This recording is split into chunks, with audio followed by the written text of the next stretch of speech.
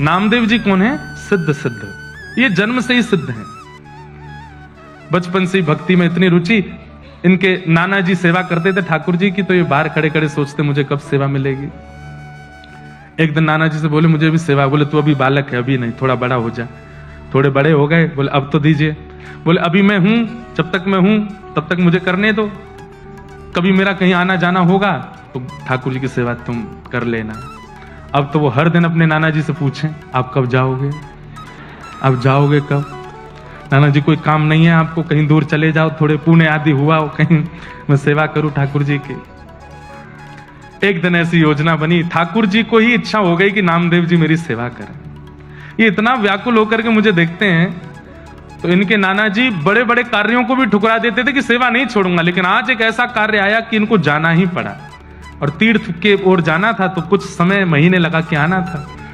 बोले नामा, बोले जी नाना जी, बोले अब तेरा समय आ गया, अब मैं जा रहा हूं तीर्थ में, तू कर सेवा। ओहो, नामदेव जी तो नाचने लगे, बोले ऐसे सजाऊंगा, ऐसे श्रृंगार करूंगा, ऐसे भोग लगाऊंगा, अब तो मैं सेवा करूंगा, अब तो मैं इनके संग आनंद करूंगा। वामदेव जी चले गए, नामदेव जी सेवा में आए। ठाकुर जी की कुछ विधि सेवा की नाना जी बता के गए थे, बिना भोग लगाए पाना नहीं। ठाकुर जी के आगे भोग पधराया, भोग पधरा करके नामदेव जी बैठ गए, बोले पाओ।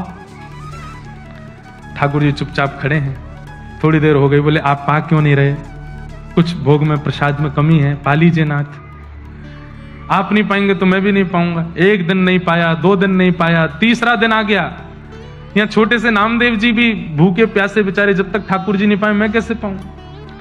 तीसरा दिन जब आया, ठाकुर जी ने आज भी जब भोग नहीं पाया, तो श्री नामदेव जी ने एक छुरी उठा ली और अपने गले पर रख ली। बोले आपको नाना जी की बहुत आदत लग गई है, उन्हीं के हाथ का पाते हो, उन्हीं के हाथ से राजी रहते हो। मैं क्या कमी कर रहा हूं? मैं इतने भाव से तो सेवा करता हूं, मेरे हाथ से क्यों नहीं पा रहे? आज भी अगर आपने नहीं पाया, मुझे ऐसा लग रहा है मेरी भक्ति शून्य हो रही है, आप नहीं पा रहे हैं, तो आपने नहीं पाया तो मैं अपने प्राण त्याग दूंगा। इतने में ही ठाकुर जी प्रकट हो गए, हाथ पकड़ लिया। अरे नामा, मैं ऐसे ही थोड़ी आ जाता हूं, तपस्या करनी पड़ती, कुछ दिन प्रतीक्षा करनी। तू 3 दिन में ही तू छुरी लेके बैठ गया। कुछ दिन तो प्रतीक्षा करनी थी, कुछ दिन तपस्या कर, प्रतीक्षा कर, फिर आऊंगा। नामदेव जी ने हाथ पकड़, अब आ गए हो तो क्यों जा रहे हो? अब पी जाओ, खा जाओ इसको। ठाकुर जी बोले बहुत सरल है, बहुत सहज है। बंधुओं, या तो भयंकर तपस्वी नाम जापक आदि कुछ बन जाए तो भगवत कृपा, या अत्यंत सरल सहज बन जाए, इतना सीधा, इतना भोला भौंदू बन जाए तो ठाकुर जी की कृपा होती है।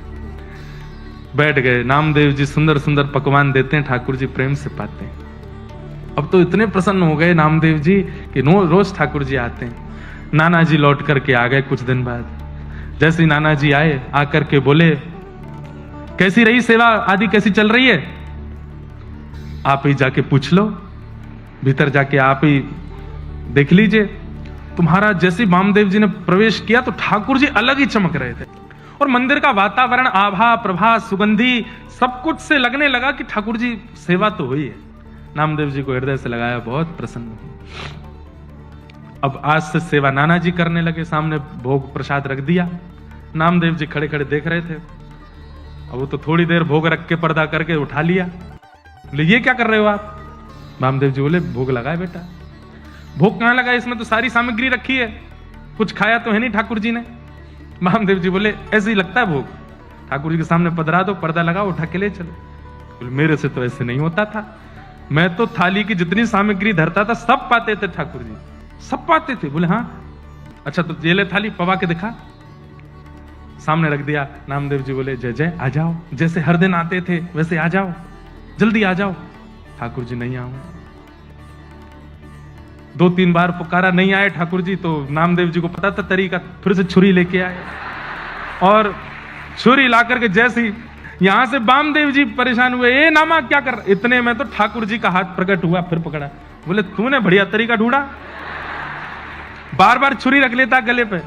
हाँ, आप लोग नहीं करना ऐसा है ना।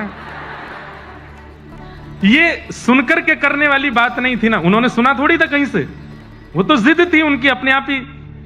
ठाकुर जी बोले नामा तुझे मैंने बोला था ना, इतनी जल्दी प्रकट नहीं कराया कर मुझे, थोड़ी तो तपस्या, थोड़ा तो धैर्य किया कर, मुझे कितना कुछ छोड़ के आना पड़ता है, पूरा ब्रह्मांड का भार मेरे सिर पर है, सब कुछ देखना होता है, तू समझता ही नहीं है। बोले अच्छा ठीक है, नाना जी को दर्शन दो। नाना जी तो वैसे ही भाव बेहोर खड़े बैठे सामने, इतना जीवन निकल गया, कभी ठाकुर जी नहीं देखे, बारे नामा तेने 3 दिन इतने दिन की सेवा में ठाकुर जी प्रकट कर दिए। ऐसे श्री नामदेव जी महाराज हमारे।